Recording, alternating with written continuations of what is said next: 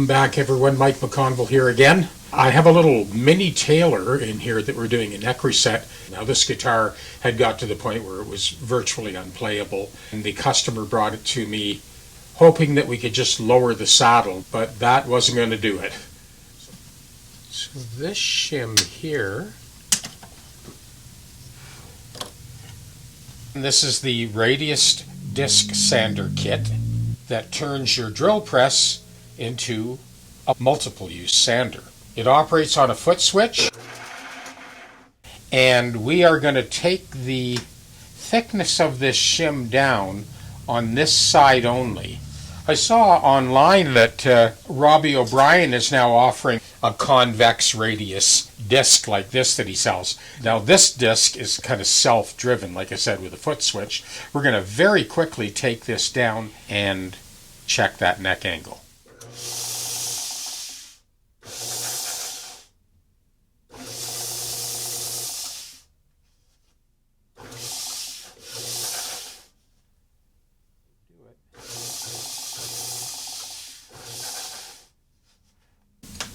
Okay, back to the guitar. This is the second shim that goes underneath the fingerboard extension. We'll take that down as well on the radius sander, and then we'll be right back to check this neck angle.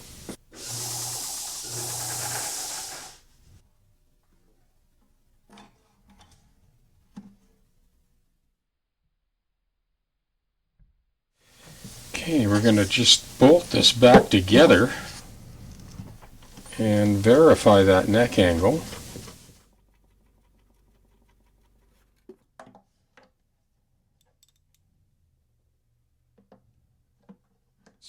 So this model of Taylor just has the one neck bolt instead of the normal two that you would find. You gotta go easy, big metal bolt against wood, so you just want it snug enough that it doesn't rattle. Very easily stripped, word of caution. And here is the bolt that goes underneath the fingerboard extension. We're going to put that back in.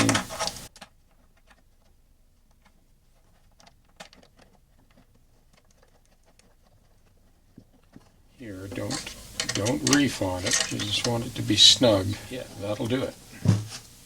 So now when I put that straight edge on and I slip up to the bridge, it just about kisses the top of the bridge. This gives us lots of adjustment for the action. So this is the little carriage that accepts the battery. I need to work that plastic a little bit. It's not really fitting as well as it should. It was a bit of a struggle to get it out, so I'm just going to sand that lightly. That's the battery that was in there.